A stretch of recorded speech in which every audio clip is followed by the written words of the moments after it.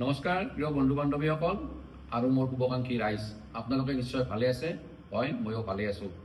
এতিয়া অসমৰ চুকে কোণে চাৰিওপিনে কম বেছি পৰিমাণে বানপানী।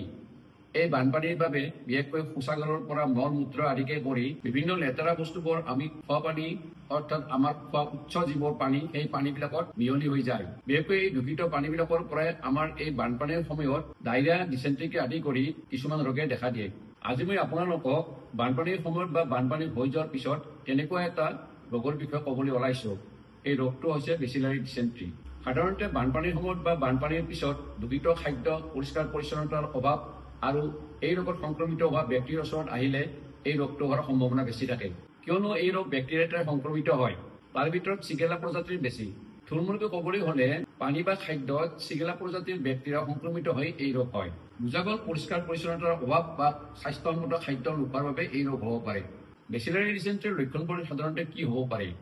শৌচৰ লগত তেজ যাব পাৰে, পেটৰ বিষ হ'ব পাৰে, জ্বৰ হ'ব পাৰে, পেটৰ কামোৰণি হ'ব পাৰে, জটিল ডায়েৰিয়াৰ সৃষ্টি হ'ব পাৰে, বমি, ডিহাইড্ৰেশ্যন আৰু বাৰে বাৰে শৌচ কৰা অনুভৱ কৰিব পাৰে।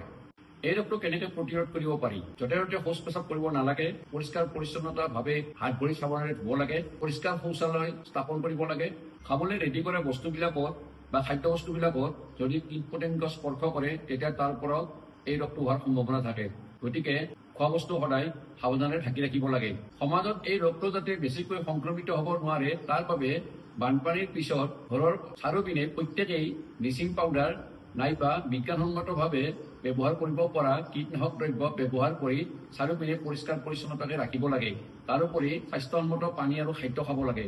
বিশেষকৈ বানপানী হৈ যোৱাৰ পিছত শাক পাচলি, ফল মূল আদিকে ধৰি খোৱা বস্তুবোৰ গৰম পানীৰে ধুই ব্যৱহাৰ কৰিব লাগে। বানপানীৰ সময়ত ভ্ৰমণ কৰিলে ভ্ৰমণৰ সময়ত সদায় স্বাস্থ্যসন্মত পানী লৈ যাব লাগে।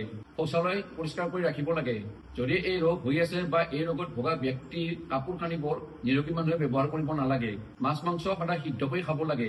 স্বাস্থ্যসন্মত নোহোৱা যিকোনো খাদ্য পৰিহাৰ কৰিব লাগে। সদায় পানী উতলাই খাব লাগে। মুখ হাত ভালকৈ ধুই খোৱা বস্তু গ্ৰহণ কৰিব লাগে। এই সময়ছোৱাত সহজতে হজম হোৱা খাদ্য আৰু মৃদু খাদ্য খাব লাগে। জ্বলা ভাজা, কেঁচা শাক পাচলি এই সময়ত খাব দিব নালাগে। বেচিলাৰী ডিচেণ্ট্ৰিক কেনেকৈ চিনাক্ত কৰিব পাৰি? ষ্টুল কালচাৰ কৰি এই ৰোগটোৰ সৃষ্টি কৰিব পৰা বেক্টেৰিয়া, চিগালক চিনাক্ত কৰিব পাৰি। তাৰোপৰি PCR কৰিও এই ৰোগটো চিনাক্ত কৰিব পাৰি। এই ৰোগটো কেনেকৈ চিকিৎসা কৰিব পাৰি? সাধাৰণতে এই ৰোগটো চিপ্ৰফ্লক্সাচিন, মেট্ৰনাইজল, এজিথ্ৰমাইচিন, প্ৰ'বায়'টিক আদি চিকিৎসকে পৰামৰ্শ দিয়া ঔষধেৰে নিয়ন্ত্ৰণ কৰিব পাৰি।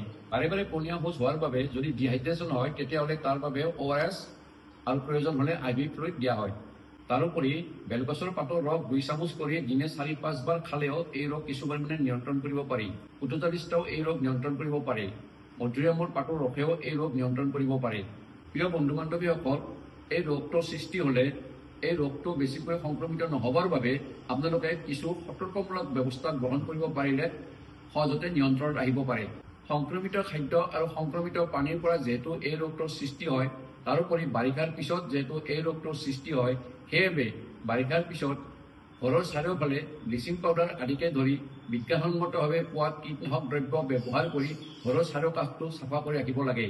আৰু এইদৰে চাফা কৰি ৰাখিলে এই ৰোগটোৰ পৰা বহু পৰিমাণে আমি হাত সাৰি থাকিব পাৰিম।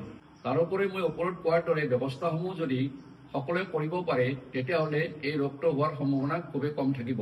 আজিৰ ভিডিঅ'টো ইমানেই আছিল। পৰৱৰ্তী সময়ত আকৌ এটা নতুন ভিডিঅ' লৈ লগ পাম। ধন্যবাদ।